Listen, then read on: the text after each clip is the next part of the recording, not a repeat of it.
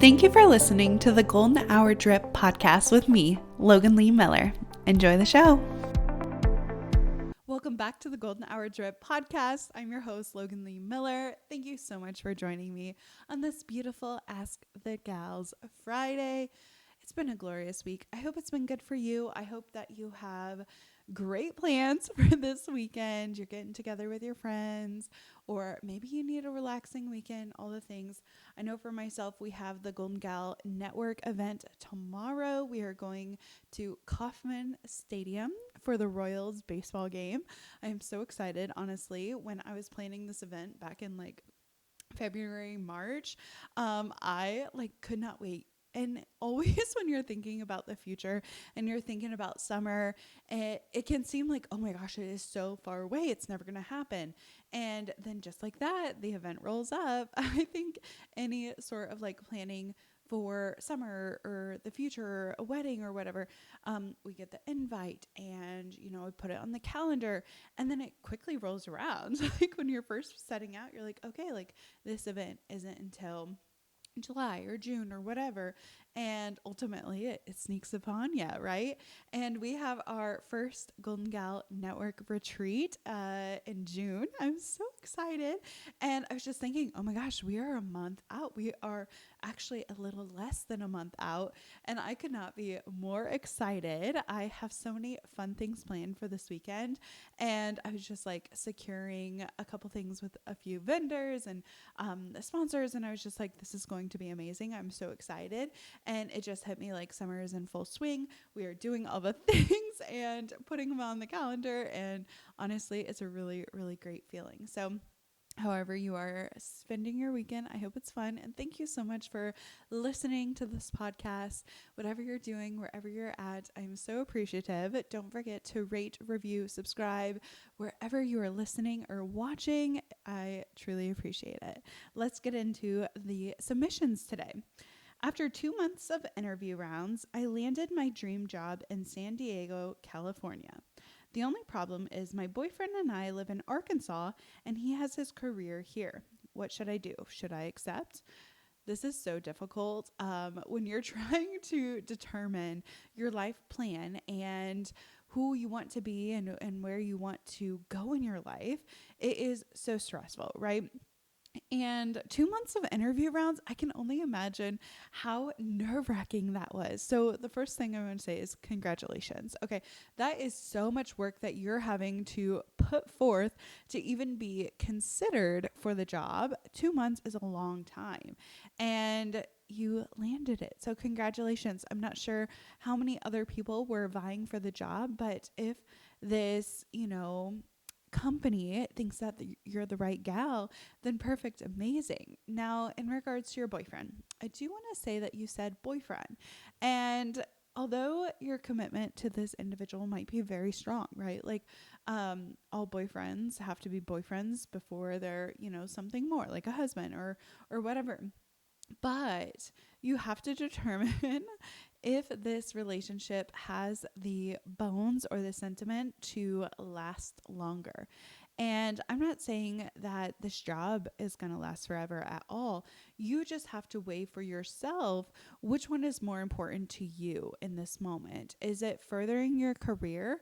Are there career options in Arkansas? Have you, put in this job on a pedestal in San Diego because it's a new location, or is it actually the right place, the right time, the perfect, threat, triple threat, all the things, perfect place, perfect time, perfect job, perfect moment in your life, whatever it is. Is it actually that perfect, or have you romanticized it? Because, and granted, California and Arkansas are very different in the aspects of location and what career options or who you can meet. Because when you are trying to further your career, when you are trying to go for a specific job or a specific thing, you have to network. You have to have all your ducks in a row and vie for the position and the spot that is going to make you the most successful, but also the most happy. If it's something that you have romanticized and you feel like you can simulate the same dream job in Arkansas, then great, amazing. if this is actually the end all be all, you want it so bad, the only option is really to take the job. If the relationship is worth the time, energy, commitment, it will survive this, even if you have to do like a little bit of long distance before he can find a job there. Is he super rooted in the community? Like, is he not going to move? Like, then you might have to think about options. Are you willing to settle for a job that might not be your absolute dream job, and instead staying in Arkansas and finding the second best thing?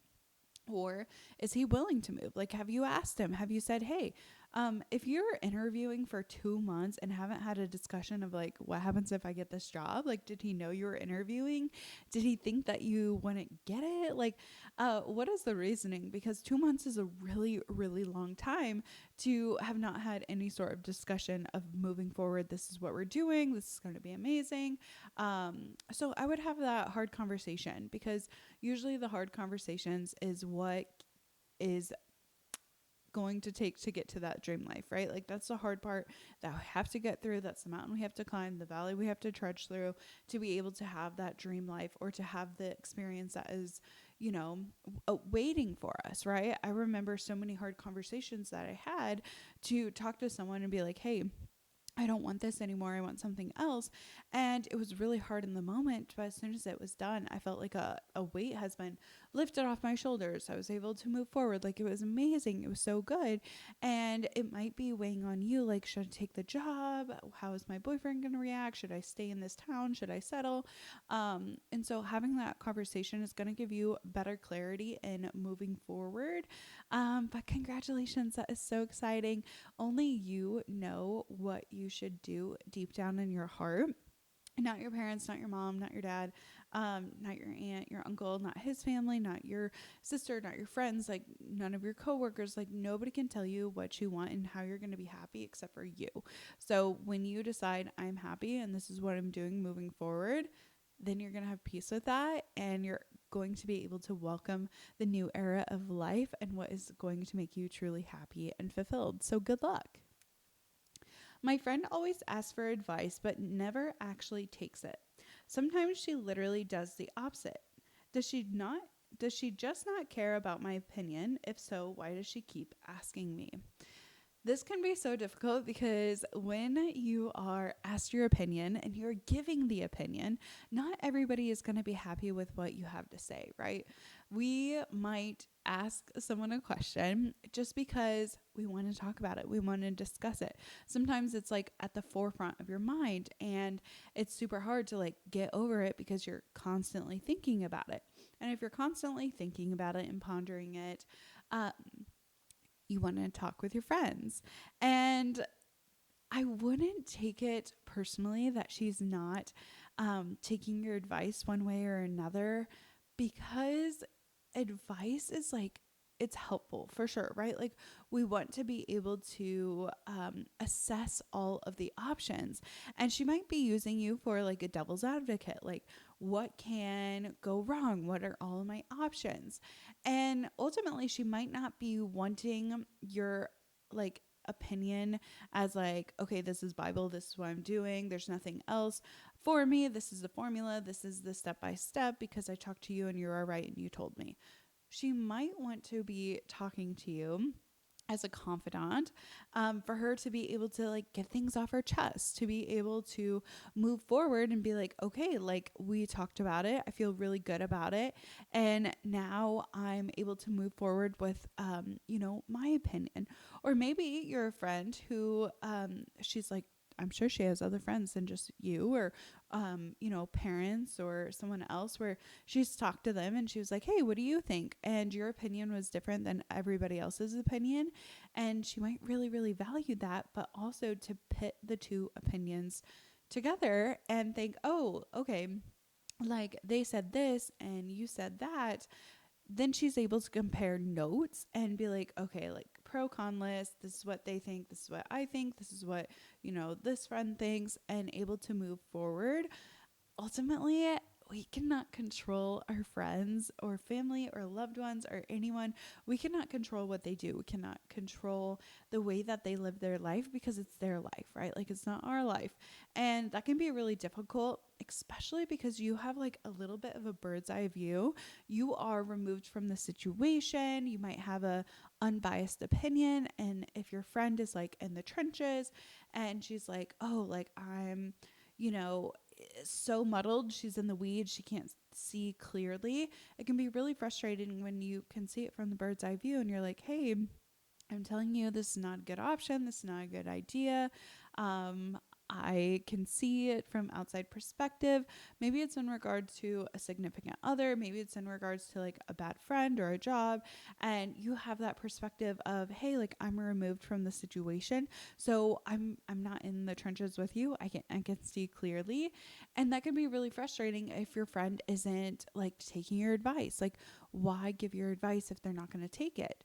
But it's not about the advice giving. It's about being there for your friend and to say, hey, like I'm giving this advice because I love you, without the expectation that they have to take it, without the expectation what you say is the right way. Just giving that freely and meeting them where they're at, because it can be really confusing when you have this conflicting information with what you feel in your heart and then what other people are telling you. And then you make a decision and not everybody is going to be happy with that decision, including you. So if you're thinking, oh my gosh, like she asked me my opinion and then she did the opposite thing, like that can be completely befuddling, right? Like it can be so annoying. But if you remove the expectation from the advice you're giving and you're just saying it from your point of view or from my perspective, or if I were in your shoes, this is what I would do, then it removes any sort of negative feeling because it's your opinion. She also has her opinion. So you can move forward confidently and also like not take too much like stock in the conversation. She might just want to like gab and talk and not worry about right or wrong, but just to have a conversation with her friends. Hey, I hope that you're enjoying today's podcast episode. Just a quick interruption to let you know that Golden Hour Drip has a weekly newsletter that comes out. This has bonus content, weekly updates, and future event information. If you haven't already, go down to the show notes, click the link, and join today. Now, back to the show. But that is always a hard one when you want the best for your friend and you feel like, they're not meeting me there. They're not, taking my advice. So it can be frustrating. I completely understand. And our third submission is actually not going to be a submission at all. But if you follow me on Instagram, you might have seen my 26th birthday dinner. I'm so excited. I have been thinking about conversation cards since last year. Like I have been trying to compile questions. If you're a long-term listener, you know that my mom and stepdad live in Northeast Iowa. And so traveling to and from Missouri to Iowa, we have a lot of time in the car. And Garrett usually drives and I ride. And something that is so fun is to play like a sort of 20 questions almost. And we also did this during quarantine, little, conversation cards. Because I think with any relationship, whether it's with your significant other or with your friends, it can be friends that you've had for so long and you don't ever connect on like an even deeper level, because we forget to ask the questions of, what's your favorite color nowadays or your favorite dinosaur, right? And through like the car rides and through my downtime, I've just been accumulating all of the questions that pop in my head. And I have my first edition. This is only partial of the cards. I didn't want to like have the whole stack and them fall everywhere. But I have a portion of our Ask the Gals conversation cards. So with our meetups, I have been, doing little fishbowl questions, and I just think it's a really fun way to get people connected and to chat with them. And sometimes you need a little bit of an icebreaker. So I thought it would be fun to do one of the questions. They're so fun, and when this is the first edition, so it's like very DIY, very camp. I had my friends write on some, like I had a couple extras because I always think that's fun, to have like a little like your own questions, right? So I am gonna do one that I typed up, and because in honor of all the movies that have been coming out, and I'm very much in my movie era, which seat do you pick at the movie theater? Why is this the best spot? So the best seat in the movie theater, in my opinion, is dead center. Okay, it is dead center. It is not too high. It is not too low. It is literally in the middle. And it's also like not diagonally, uh, diametrically. No. It's like dead center. Okay. Like if you were taking a ruler and match them where they connect, that is where I want to sit. This 2 years ago, I went to the eye doctor and they said I have a stigmatism in both eyes. It's really annoying. But whenever I go to the movie theater, I don't want my eyes to like strain that much. And I went and saw Challengers with two of my very good friends. And Katie had gotten tickets, and Alexis and I kind of like invited us ourselves to her little movie night. It was after Mimosas with the Gals, and Katie was like, actually I have to leave because I'm going to see Challengers. And Alexis and I were like, we want to go too, like can we go? And she's like, yeah, I'm going by myself, just grab tickets. And it's like Katie was like in a good spot. She was like kind of dead center. And then Alexis and I, since we bought tickets 20 minutes before the show started, we are directly up looking at the screen. It is ridiculous. Our neck strained. It wasn't that bad. Like it really wasn't that bad, but I would not pick right in front of the screen ever again. I would instead like pick something dead center. And like even better because of my astigmatism, it's like annoying with contacts, especially we usually watch movies in the later afternoon, right? Like 6, 7, almost evening, right? And so my eyes are usually tired, and if I can swap them out for a pair of glasses, so much better. And I just think the entire movie experience is really important. So the best spot, why it's this best spot: one, my eyes don't strain because it's like dead center. I'm seeing the full big screen. I'm not looking from the side. I'm not looking from the other side. I am just like looking as if it were a TV in my home, just like super, super extra large big. Bonus points if the movie theater has like those super comfy seats and I can recline back. And my friend Chelsea taught me this. She always brings a blanket in her Stanley in her like little bag, but it's like a proper big bag, like big enough to hold a blanket and a like Stanley cup. And I know my mom did this at a time, like I remember buying material for a little tie blanket when I was in middle school. And I remember my mom like taking us to the movies and bringing the tie blanket materials in and it was a scary movie. I also remember like closing my eyes. But it was like reminded to me because Chelsea had this cute bag, and she also packed, I forget what fast food, but she ran by like Culver's or something and also had food in her bag. I was like, that is truly amazing. So dead center in the comfiest, plushest seats. I am an AMC rewards member because that's like what's in our local town and it's really close. But the B&B in Overland Park is also really amazing and good. And I love to just like recline back and have my cozy little comfy blanket and be able to watch the movie. And honestly, I'm really like, I want to go see the movie. I will say I just watched oh my gosh, the Idea of You. I thought it was kind of cute. I know there's mixed reviews about that. I thought the ending was sweet and I just finished that, but I don't think that was in theaters because I watched it on my iPad. But super cute and amazing. But I am so excited for the Ask the Gals little cards. I literally made these in my home. I have talked to like manufacturers. I just, I've gotten close. We'll see what's has it held in the future, all the things. And I'm excited. I think I'm going to incorporate some of the question cards in our Friday episodes. And as we, get guests on for the podcast, because it's summer, people want to be together, people want to connect, and I'm really excited for that as well. You also might have noticed that we changed our cover art. I'm so excited, guys. So yeah, changed the cover art and kind of shifting our Friday episodes to conversation cards, but still submissions. So if you want to hear your question of Ask the Gals on our Friday episodes, send them in. Thank you so much for listening, and I will see you in the next one. Bye.